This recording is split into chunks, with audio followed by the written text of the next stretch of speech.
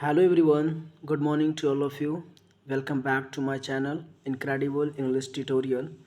तो आज का जो टॉपिक है हम लोग आप लोगों को बहुत ही बेहतरीन टॉपिक बताने वाला हूं जो कि इंग्लिश में आपको कम से कम 30% जो है पासिंग मार्क्स दिलाने के काबिल होगा। और ये जो आज का टॉपिक है बहुत ही बढ़िया ट्रिक के साथ और बहुत ही बढ़िया आपका जो है प्रैक्टिस चलेगा, जो एक ट्रिक के ज़रिए हम आप लोगों को बताने वाले हैं जो आप लोग का बहुत ही ज़्यादा टाइम को बचा पाएगा, जिसमें आप लोग अपना सब्जेक्टिव को कवर कर पाएंगे और ऑब्जेक्टिव के लिए आप लोगों को इंग्लिश में किसी भी तरह का टेंशन लेने का बात नहीं है। ये आप लोगों को 30% मार्क्स तो कम से कम दिला ही देगा, क्योंकि आप लोग जानते हैं कि इंग्लिश का जो मार्क्स है वो जुटता नहीं है और इसी कारण से लोग इंग्लिश पढ़ते नहीं हैं। सब मैथ पे साइंस पे ज़्यादा फोकस करते हैं लेकिन इंग्लिश पे फोकस ही नहीं कर पाते हैं। तो आज हम आप लोग के लिए बहुत ही बढ़िया ट्रिक लाए हैं जिसके ज़रिए आप लोग अच्छा खासा मार्क्स इंग्लिश में गेन कर सकते हैं। तो आइए हम क्वेश्चन पे चलते हैं। हमारा पहला क्वेश्चन है active voice of his son has been paid off by his friend. सबसे पहले तो हम ये देखते हैं कि एक्टिव से पैसिव बनाने का जो नियम होता है वो क्या होता है। सबसे पहले तो ये हम जानते हैं कि एक्टिव होता क्या है और पैसिव होता क्या है। थोड़ा सा बेसिक जानकारी ले लेते हैं।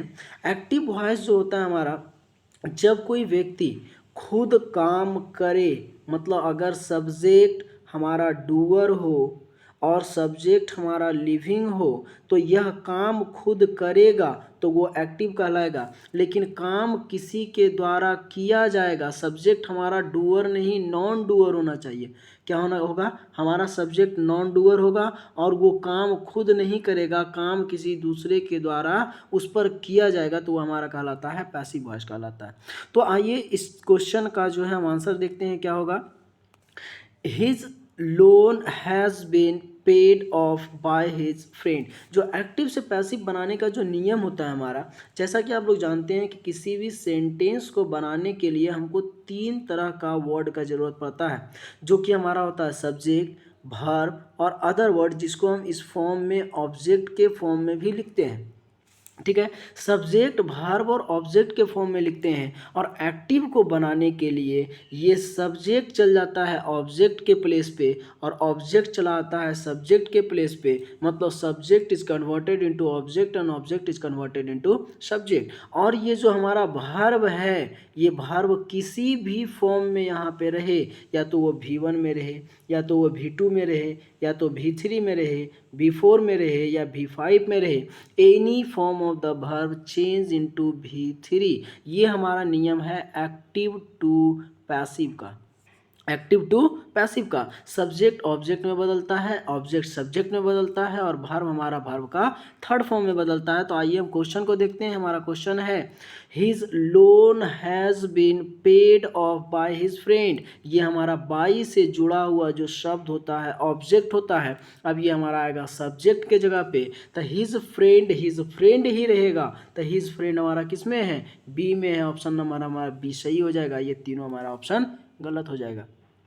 पूरा हमको बनाने का ज़रूरत, वहाँ पे एग्ज़ाम है, एग्ज़ाम को हमको क्वालिफाई करना है, पासिंग मार्क्स लाना है, 70% 80% मार्क्स लाना है हमको इंग्लिश में। तो हम वहाँ पे अगर पूरा बनाने का कोशिश करेंगे तो पता चला कि हमारा 10 क्वेश्चन में ही ऑब्जेक्टिव में टाइम हमारा ख़त्म हो गया। पता चला सब्जेक्टिव नहीं बना, एप्लीकेशन नहीं लिखाया, पैसेज नहीं बन पाया, लेटर नहीं लिख पाया। तो इसमें हम ऑब्जेक्टिव में हम टाइम को बचाएंगे और उसमें पैसेज में टाइम देंगे, क्योंकि पैसेज थोड़ा लंबा होता है, पढ़ना होता है, उसका आंसर डील करना होता है। तो इसको हम बनाने के लिए ऑब्जेक्टिव को कमांड करेंगे और ऑब्जेक्टिव पे ज़्यादा फोकस मतलब ध्यान नहीं देना है, सिर्फ उसमें देखना है, क्वेश्चन देखना है, आंसर में टिक मारना है, बस कहानी खत्म। तो हमारा हिज फ्रेंड ऑब्जेक्ट था, हिज फ्रेंड सब्जेक्ट में आया, ऑप्शन नंबर हमारा ये हो गया बी। क्लियर। नेक्स्ट क्वेश्चन हम देखते हैं। नेक्स्ट क्वेश्चन हमारा है active voice of can the parcel be send by us. एक चीज़ हमेशा ध्यान रखिए, हम ये नहीं कैन के बारे में हम नहीं बताएंगे, हम विल के बारे में नहीं बताएंगे, हम वुड के बारे में नहीं बताएंगे, हम सीधा बताएंगे मॉडल्स के बारे में। मॉडल्स की संख्या हमारा होता है 10, जिसमें हमारा पहला है can, could, shall, should, may, might, will, would, must और आउट टू, ये हमारा मॉडल्स है। ध्यान रखिए 10 मॉडल्स, 10 मॉडल्स जहाँ भी आ जाए मॉडल्स के बाद आँख मूंद के लगा देना है बी, बी, वो हमारा हो जाएगा एक्टिव से पैसिव में चेंज हो जाएगा। जैसे देखिए यहाँ पे कैन द पार्सल बी लगाया है ना, इसका मतलब ये हमारा पैसिव का है। अब इसको चेंज करना है हमको एक्टिव में, बी को हटा देंगे, बाई अस हमारा सब्जेक्ट था ऑब्जेक्ट बना, अब इसको हम सब्जेक्ट बनाएंगे तो बनेगा वी। अब देखिए वी किस में है, वी हमारा फर्स्ट में भी है, सेकेंड में है और थर्ड में है। ये हमारा डी नंबर ऑप्शन गलत हो जाएगा, ए नंबर ऑप्शन गलत हो जाएगा। अब देखिए इस बी को एक्टिव में कोई काम नहीं है, इसका मतलब बी को हम एक्टिव वॉइस में नहीं रखेंगे और यहाँ बी रखा हुआ है, इसका मतलब ये भी हमारा ऑप्शन नंबर गलत हो जाएगा। कौन सा हो जाएगा हमारा option number C. Next question देखते हैं। नेक्स्ट क्वेश्चन है हमारा good news is expected by us. देखिए अस किस में जाएगा, वी में। देखिए फर्स्ट में वी किसका है, डी।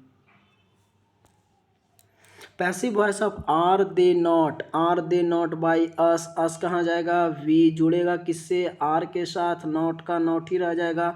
आर वी नॉट किस में है, देखिए option number B, option number B हो जाएगा हमारा, है ना। नेक्स्ट टाइम बचाना है, time. Passive voice of shut the door, ये हमारा इम्पेरेटिव सेंटेंस का वॉइस है, इम्पेरेटिव सेंटेंस। एक्टिव वॉइस में है इम्पेरेटिव सेंटेंस का, तो इसको हम बनाएंगे लेट के साथ। लेट के साथ क्यों है, let the door be shut, option number सी।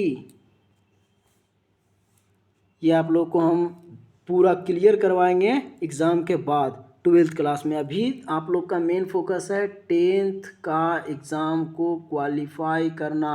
इसको क्वालिफाई कीजिए, हम आप लोग को हमको कमेंट कीजिएगा कि सर हमको ये वॉइस, नरेशन, क्वेश्चन टैग ये हमको क्लियर करवाइए, डिग्री क्लियर करवाइए, तो हम इसका पूरा फुल वीडियो आप लोग को देंगे।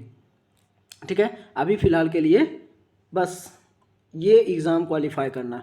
नेक्स्ट क्वेश्चन हमारा क्या है, the thief broke the lock. The lock कहाँ आएगा, द लॉक सब में है। अब देखिए हमेशा ध्यान रखिए, ये हमारा वर्ब का जो फॉर्म होता है ना, वर्ब का फॉर्म 5 फॉर्म्स होता है। V1 होता है, V5 होता है, V2 होता है, V3 होता है, V4 होता है। जब किसी भी सेंटेंस में वर्ब का फर्स्ट फॉर्म आ जाए या तो फिफ्थ फॉर्म आ जाए, तो उसके लिए हम हेल्पिंग वर्ब लगाएंगे एम, इज और आर। V2 आएगा तो लगाएंगे वाज और वर। V3 आएगा तो हैज़, हैव और हैड। V3 हमेशा हैज़ एव हैड के साथ ही आता है, वर्ब का थर्ड फॉर्म। इसको कहते हैं perfect form of the verb, इसको कहते हैं continuous form of the verb, इसको कहते हैं past form of the verb, इसको कहते हैं present form of the verb. तो ये एम इज आर हमारा प्रेजेंट का है, वाज वर हमारा पास्ट का है, और ये हमारा हैज़ एव हैड आएगा वर्ब के 3 के साथ, तो ये हमारा हो जाएगा perfect form of the verb. ये एम के साथ भी आता है, इसके साथ भी आता है, आर भी, वाज भी, वर भी, ये इसके साथ आता है वर्ब का फोर्थ फॉर्म। तो जब हैज़, हैव, हैड के साथ वर्ब का थर्ड फॉर्म आ जाए तो उसके साथ हम बीन लगाएंगे। क्या लगाएंगे, बीन। अगर वर्ब का सेकेंड फॉर्म आवे तो वाज और वर लगाएंगे। तो ये देखिए द थीफ ब्रोक, ब्रोक मतलब ब्रेक, ब्रोक, ब्रोकन, इसका मतलब ये वर्ब का कौन सा फॉर्म है, सेकेंड फॉर्म है। वर्ब का कौन सा फॉर्म है, सेकेंड फॉर्म। तो सेकेंड फॉर्म के लिए हेल्पिंग वर्ब वाज या तो वर लगाएंगे। अब देखिए वाज या तो वर किस में लगा हुआ, वाज इसमें लगा हुआ है, वाज इसमें लगा हुआ है, इसमें नहीं लगा हुआ है, ये गलत हो जाएगा, ये गलत हो जाएगा। अब देखिए ये जो लॉक तोड़ा गया तो किसके द्वारा तोड़ा गया, थीफ के द्वारा। मतलब बाई के साथ कौन जुड़ेगा, द थीफ जुड़ेगा। यहाँ बाई के साथ समवन जुड़ा हुआ है, ये भी हमारा गलत हो जाएगा। ऑप्शन नंबर कौन हो जाएगा, सी हो जाएगा। नेक्स्ट क्वेश्चन चलते हैं हम, डायरेक्ट स्पीच। अब डायरेक्ट हमको बनाना है, डायरेक्ट से इनडायरेक्ट हमको बनाना है। क्या बनाना है, डायरेक्ट से इनडायरेक्ट। मतलब डायरेक्ट और इनडायरेक्ट होता क्या है, जब हम अपनी भाषा को किसी दूसरे के समक्ष मतलब बता रहे हैं तो अपनी ही भाषा में उसे बता दें तो वो हमारा कहलाएगा डायरेक्ट। और जब कोई दूसरा व्यक्ति हमको बताया और हम किसी दूसरे को बता रहे हैं तो वो कहलाएगा हमारा इनडायरेक्ट। लेकिन कब? जब उसकी भाषा में न कह के हम उसको किसी दूसरे व्यक्ति को अपनी भाषा में हम बात को समझाएं तब वो हमारा कहलाएगा इनडायरेक्ट स्पीच। तो इसको डायरेक्ट नहीं इनडायरेक्ट में लिखा हुआ है, अब इसको हमको डायरेक्ट में बनाना है। तो कैसे हम बनाएंगे इनडायरेक्ट में, जरा देखते हैं कैसे बनाएंगे। देखिए ये इनडायरेक्ट बनाने का तरीका होता है, ये जो डैट से जुड़ा हुआ वर्ड है इसके बदले में हम लिखेंगे इन्वर्टेड कॉमा। तो डैट के बदले में इन्वर्टेड कॉमा सब में लिखा हुआ है, इससे तो हमको कोई दिक्कत है नहीं। अब बिल सेड, तो ये जो सेकेंड फॉर्म है तो सेकेंड फॉर्म का सेकेंड फॉर्म ही रहेगा। अगर फर्स्ट रहता तो फर्स्ट ही रहता, जैसे अगर सेज रहता तो यहाँ भी सेज होता। अगर सेड है तो यहाँ भी सेड होगा। अगर यहाँ पर सेड टू है, यहाँ टोल्ड रहता तो यहाँ सेड टू होता है ना। लेकिन यहाँ पर हमारा सेड है, अभी फिलहाल के लिए क्या है जरा देखिए, इसको क्लियर करते हैं। अभी क्या है सेड, तो यहाँ भी हमारा सेड ही रहेगा। इसमें भी सेज है, इसमें विल है, इसमें आस्ट है, इसका मतलब ये तीनों ऑप्शन हमारा गलत हो जाएगा। First number. अब पूरा बनाने का हमको कोशिश करना ही नहीं है, बस ऑप्शन देखिए या क्वेश्चन देखिए, आंसर में टिक मारिए। इस तरह से ट्रिक है हमारे पास, ठीक है। नेक्स्ट क्वेश्चन देखते हैं 74 का।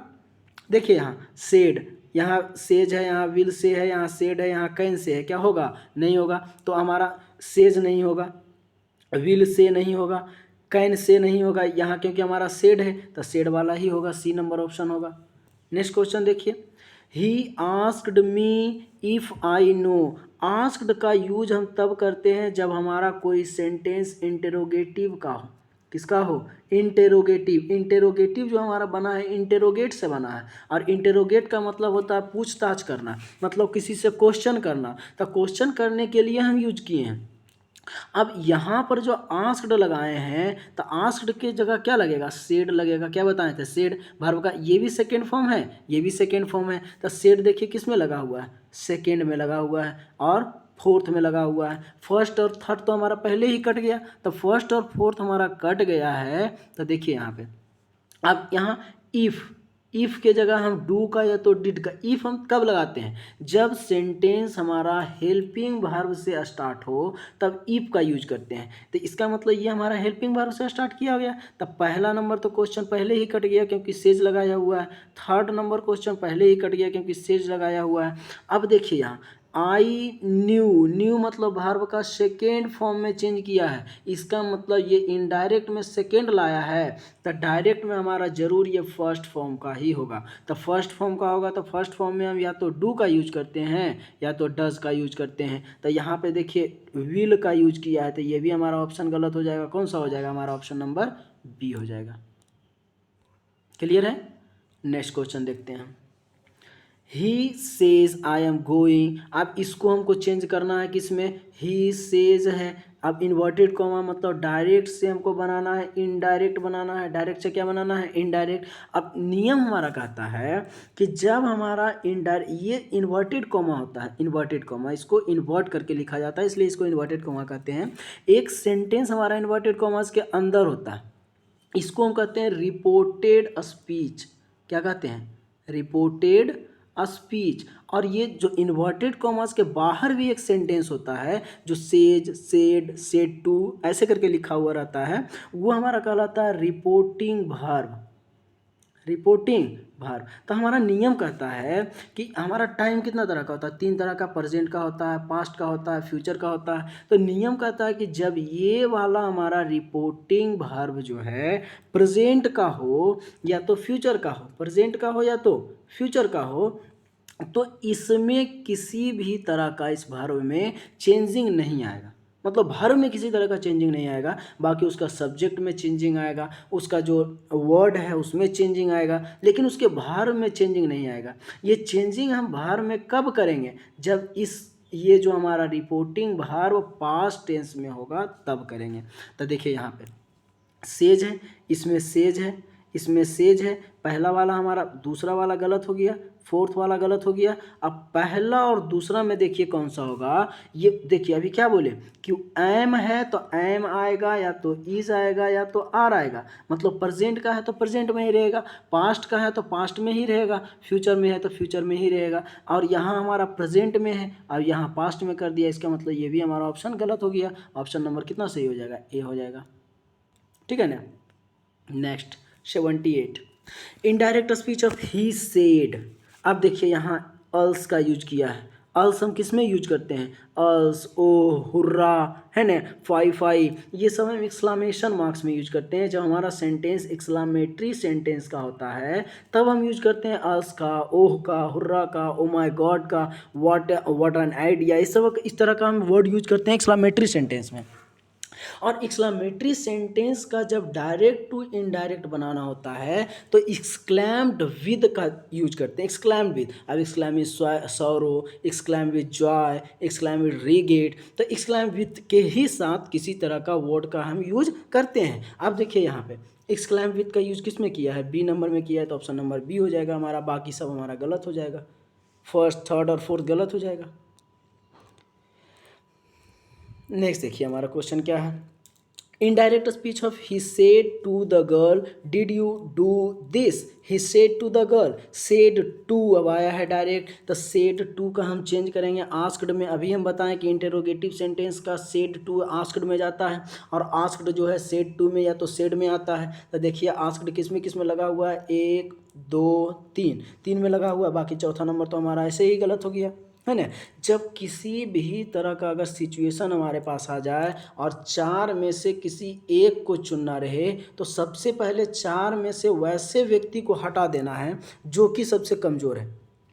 तो सबसे कमज़ोर हमको कौन मिल गया? ऑप्शन नंबर डी, इसको हम पहले साइड कर दिए। अब 3 गो से हमको निपटना है, तो 3 गो से निपटने के लिए क्या करना पड़ेगा? उसको किसी तरह से 2 गो को और साइड कर देंगे, तो हमारा पहला जो हमारा राइट होगा वो हम चूज कर सकते हैं। तो क्या है?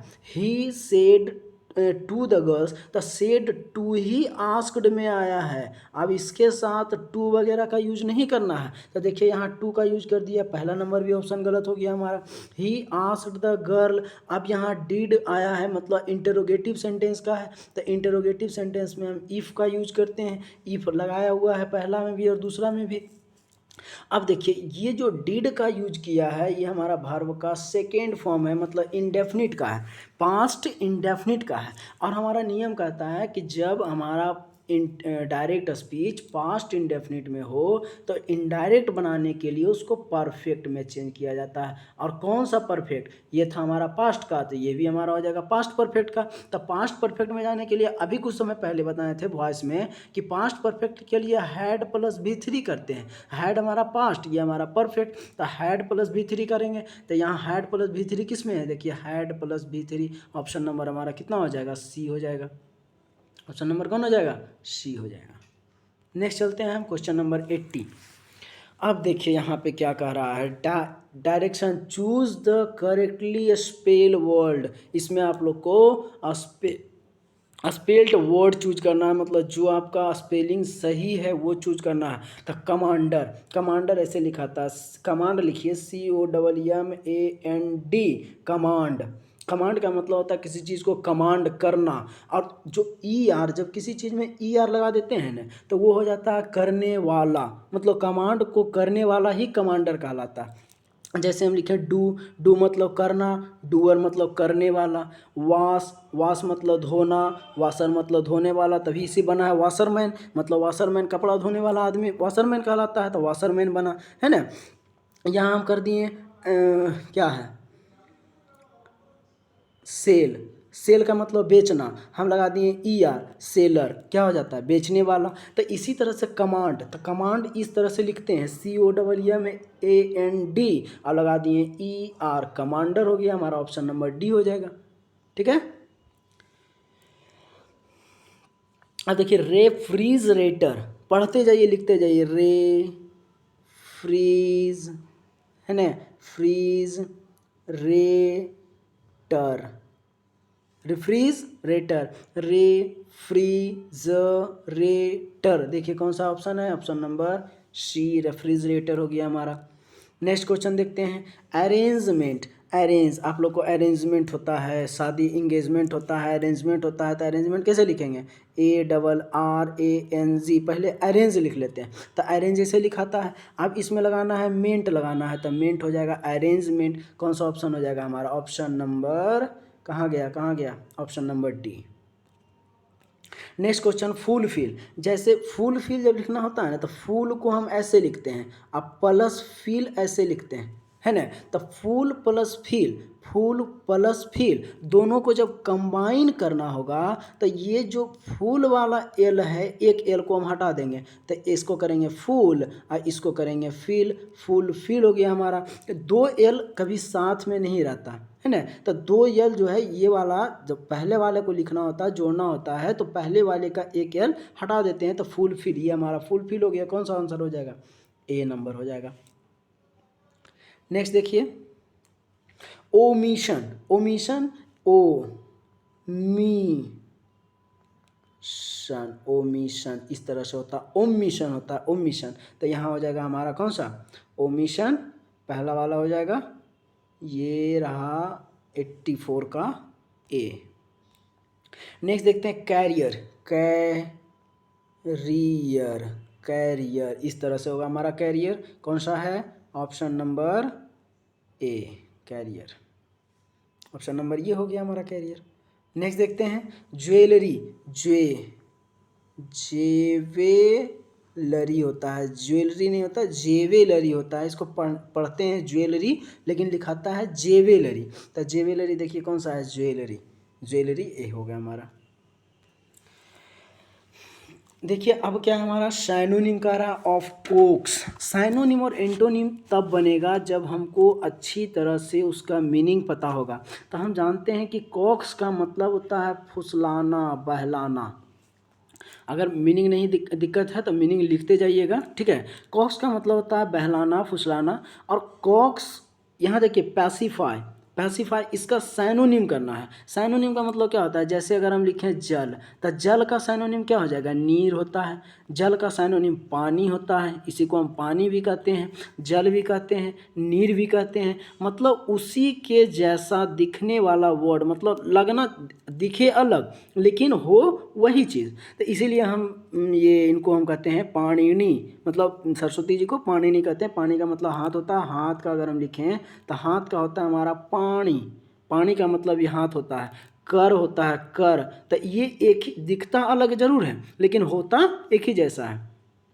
तो ये इसी तरह से साइनोनिम हम लिखेंगे, साइनोनिम ऑफ कॉक्स। कॉक्स का मतलब होता है बहलाना, फुसलाना। तो बहलाना और फुसलाना का दूसरा मीनिंग हमारा क्या होगा, जैसे देखते हैं पैसिफाई को हम कहते हैं शांत करना। पैसिफाई मतलब क्या होता है, पैसी करना, पैसी। तो पैसी मतलब शांत होता है, तो उसका हो जाएगा शांत। पनिश का मतलब हो जाएगा दंड देना। परस्यूड का मतलब होता है जी बहलाना, फुसलाना। मतलब अगर किसी को हम बहला रहे हैं, फुसला रहे हैं, तो वो परस्यूड कर रहे हैं, कॉक्स कर रहे हैं। तो कॉक्स का मतलब होता है बहलाना, फुसलाना। परस्यूड का मतलब होता है बहलाना, फुसलाना। प्लीज़ का मतलब होता है खुश, है ना। हैप्पी जिसको हम कहते हैं, अगर किसी से हम रिक्वेस्ट कर रहे हैं तब भी हम प्लीज़ शब्द का यूज करते हैं। पनिश मतलब दंड देना, पैसिफाई का मतलब शांत। ये हमारा चारों नहीं होगा, कौन सा हो जाएगा हमारा आंसर, ये परस्यूड, बहलाना, फुसलाना। नेक्स्ट देखते हैं, सिनोनिम ऑफ फ्रूटलेस का मतलब होता है निरर्थक।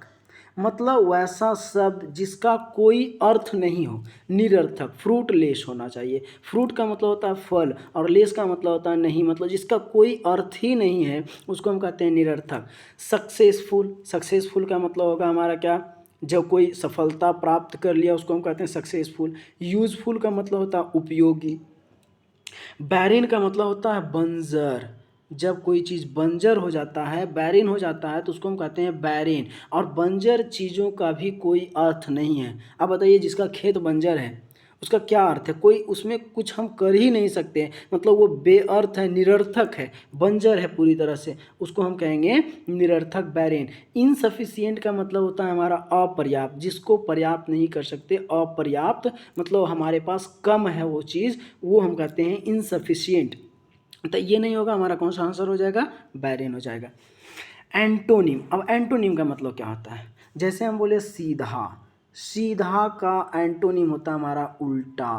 क्या होता है?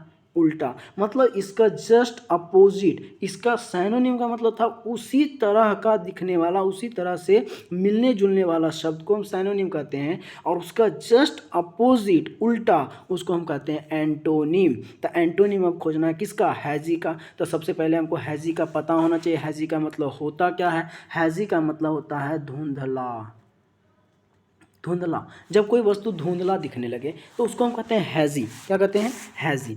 और हैजी, यहाँ प्लेन का मतलब क्या होता है? प्लेन का मतलब होता है समतल। ये हो गया हमारा समतल, प्लेन है। ये हमारा बोर्ड जो दिख रहा है आपको, ये हमारा पूरा प्लेन बोर्ड है, तो ये प्लेन। क्लियर, क्लियर का मतलब क्या होता है? ये क्लियर मतलब साफ सुथरा। जैसे धुंधला, अगर कोई चीज़ दिख रहा है धुंधला, तो उसको हम कहेंगे क्लियर अब दिखना चाहिए, क्योंकि हमको देखने में धुंधला लग रहा है, अब इसे साफ हो जाना चाहिए, क्लियर हो जाना चाहिए। तो एंटोनिम धुंधला का हो जाएगा क्लियर। डल का मतलब होता है सुस्त, एकदम से सुस्त। देखते होंगे आप लोग, किसी कोई बच्चा रहता है एकदम पूरा डल लगता है देखने में, और कोई कोई ऐसा बच्चा होता है जो इतना एक्टिव होता है, इतना एक्टिव होता है, घर वाले उससे आज ही जाते हैं, बड़ा ही चंचल स्वभाव का है ना। तो डल का मतलब होता है हमारा सुस्त। लाइट का मतलब प्रकाश भी होता है, और लाइट का मतलब हल्का भी होता है। जैसे हम कहता है कि हमें लाइट फूड करना चाहिए, मतलब प्रकाश वाला फूड नहीं करना चाहिए, हल्का भोजन करना चाहिए। हल्का भोजन जो होता है विद्यार्थी के लिए अच्छा होता है, लाइट फूड करना चाहिए। तो लाइट नहीं होगा, लाइट क्या होगा हमारा? क्लियर हो जाएगा 89 का बी। नेक्स्ट हमारा क्या? Antonym of harmony. Harmony, harmony का मतलब क्या होता है? हार्मनी का मतलब होता है सामंजस्य, मेल, है ना। सामंजस्य, किसी तरह का मेल हो जाना। जैसे देखते होंगे वॉइस का मेल हो जाना, जैसे कोई लड़का गा रहा है, लड़की गा रही है, दोनों एक ताल में गा रहा है ना, दोनों साथ में गा रही है, मेल करके गा रहा है, तो उसको हम कहते हैं हार्मनी। हार्मनी का मतलब होता है सामंजस्य या मेल। उसको हम इंग्लिश में कहते हैं, अगर इसका हमको उल्टा लिखना है तो उसको हम कहते हैं डिसएग्रीमेंट। मतलब एग्री तो है, मेंट भी है, एग्रीमेंट तो कर लिया, लेकिन उसके साथ हम लगा दिए अपोजिट वर्ड डिस। मेल किया, इसमें मेल किया, लेकिन अब फिर मेल काट दिया, डिस कर दिया, डिसएग्रीमेंट कर दिया। मेलोडी का मतलब हमारा होता है राग। जब कोई गाता है उसकी सुरीली जो राग होती है उसको हम कहते हैं मेलोडी। कन्फ्यूजन, कन्फ्यूजन का मतलब होता है एक भ्रम, जिसको कन्फ्यूजन हो जाता है किसी चीज़ में। जैसे आप लोग को कन्फ्यूजन हो, इसमें था कमांडर में कन्फ्यूजन, ये होगा कि ये होगा कि ये होगा, ये होगा। कमांडर में कन्फ्यूजन था, ये रेफ्रिजरेटर में कन्फ्यूजन था। तो कन्फ्यूजन को दूर करने के लिए ही आपको एग्जामिनर जो है कि इस तरह का क्वेश्चन आपको डाला है कि देखते हैं बच्चा का क्या कन्फ्यूजन है, कैसा वो डील करता है। तो वही कन्फ्यूजन को हम कहते हैं भ्रम। होपफुल मतलब जिसको पूरी आशा हो किसी चीज़ पर, उसको हम कहते हैं होपफुल, है ना। तो ये हमारा हार्मनी का हो जाएगा डिसएग्रीमेंट। यहाँ पे लिखा नहीं रहा है, थोड़ा सा देख लीजिएगा, ठीक है। डिसएग्रीमेंट सी नंबर ऑप्शन हो जाएगा। नेक्स्ट देखते हैं, लो जी, ये आ गया आपका भार्व का पूरी तरह से। अभी हम बताएं कि भार्व का थर्ड फॉर्म और भार्व का फोर्थ फॉर्म कभी अकेला नहीं आता, ये जब भी आएगा तो हेल्पिंग वर्ब के साथ आएगा। अब ये देखिए भार्व का फोर्थ फॉर्म आया है स्टडिंग, और स्टडिंग जो होता है, स्टडी में आईएनजी लगता है। जब भार्व के फॉर्म में आईएनजी लगा देते हैं तो वो हमारा बन जाता है भार्व का फोर्थ फॉर्म। तो ये हमारा वर्ब का फोर्थ फॉर्म जब भी आएगा तो एम के साथ, इज के साथ, आर के साथ, वाज के साथ, या तो वर के साथ। अभी कुछ समय पहले बताए हैं, तो एम, इज, आर, वाज, वर के साथ आएगा वर्ब का फोर्थ फॉर्म। तो यहाँ पे पहला नंबर डिड दिया हुआ नहीं आएगा, वाज दिया हुआ आ सकता है, हैज़, हैव, हैड ये वर्ब का थर्ड फॉर्म के साथ आता है। किसके साथ आता है? वर्ब के थर्ड फॉर्म के साथ। इसका मतलब सी भी नहीं होगा, डी भी नहीं होगा, ए भी नहीं होगा, होगा हमारा कौन सा answer? Option number B, I was studying English. अब देखिए क्या है, 92 में कह रहा है हमारा question, he me not to go out, he advice मी।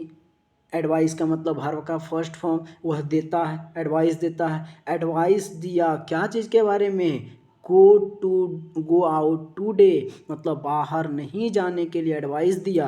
अब एडवाइसिंग लगाएंगे तो एडवाइसिंग के लिए हेल्पिंग वर्ब चाहिए, हेल्पिंग वर्ब इसके है नहीं। हैव एडवाइस्ड मतलब एडवाइस दिया, मतलब वो जस्ट पास्ट के बारे में बताएगा, तो जस्ट पास्ट तो है नहीं, एडवाइस दिया, एडवाइस्ड हो जाएगा 92 का सी नंबर ऑप्शन। अब देखिए हेल्पिंग वर्ब आया है, हेल्पिंग वर्ब, ये आर के साथ वर्ब का फर्स्ट फॉर्म आएगा नहीं, मतलब वर्ब का ये ड्राइव होगा नहीं, ये आर के साथ ड्राइव इन आएगा नहीं, ये विल ड्राइव आर के साथ आएगा नहीं, तो ऑप्शन नंबर हमारा कौन हो जाएगा, डी हो जाएगा, क्योंकि आर के साथ V4 आएगा, तब V4 हमारा यही है। कोई दिक्कत? नेक्स्ट देखते हैं, ही सेड दैट, ही क्या कर रहा है, क्या कर रहा है, ही सेड उसने कहा, कि क्या कहा, उसने कहा कि वह क्रिकेट खेलेगा, वह क्या करेगा, क्रिकेट खेलेगा, तो खेलेगा क्या, विल के साथ कभी प्लेड शब्द का नाम नहीं जुड़ता है, विल के साथ प्लेड शब्द का नाम नहीं जुड़ता है, मतलब वह क्रिकेट खेलता था, ही सेड, ये अगर पास्ट में तो ये भी हमारा पास्ट में होगा, तो पास्ट का क्या हो जाएगा, प्लेड 94 का सी हो जाएगा हमारा। कोई दिक्कत नहीं। अब आते हैं 95 में, ही वह रतन को डांटता था, he scold, he scold, he scolded Ratan, he scolded, ये हो जाएगा हमारा बी नंबर।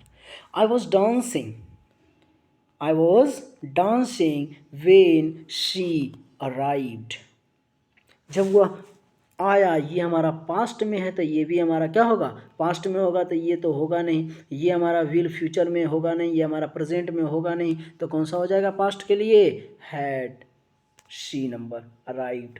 वेन के साथ आने वाला वर्ब का सेकेंड फॉर्म आता है, तो ये हमारा वर्ब का थर्ड फॉर्म है, ये आएगा नहीं, हमारा कौन सा होगा, 96 का सी नंबर ऑप्शन हो जाएगा। नेक्स्ट 97 देखते हैं, एन आवर अगो, एन आवर अगो मतलब कुछ समय पहले गया, जस्ट पास्ट अभी अभी निकला है, तो मतलब अभी अभी वो काम ख़त्म किया है तुरंत, मतलब पास्ट में, और पास्ट में भी कौन, जस्ट पास्ट में, तो जस्ट पास्ट में हमारा वेंट होगा, he they went out an hour ago, he went out an hour ago, तो हमारा option number D clear. Next, तुम स्कूल कब जाते हो, ते हो, ता है, ती है, ता है, ती है, ते हैं, ये हमारा प्रेजेंट का कहलाता है और इंडेफिनिट का कहलाता है। इसमें हम वर्ब का फर्स्ट फॉर्म लगाएंगे या तो वर्ब का फिफ्थ फॉर्म लगाएंगे। अब देखिए वर्ब का फर्स्ट फॉर्म और वर्ब का फिफ्थ फॉर्म कौन है, उससे पहले हम देखेंगे कब, कब का होता है हमारा वेन, इसके बाद आएगा हेल्पिंग वर्ब, अब वेन के बाद देखिए यहाँ यू है, सब्जेक्ट आया, ये ऑप्शन गलत हो जाएगा पहला।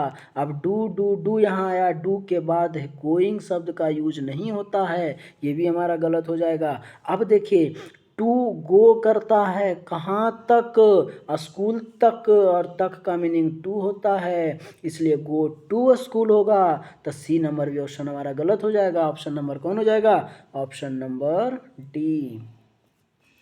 नेक्स्ट देखते हैं, वह 2 दिनों से बीमार है, वह 2 दिनों से बीमार है। नेक्स्ट, वह 2 दिनों से बीमार है, तब बीमार है, बीमार है, सिक कितना दिनों से, 2 दिनों से।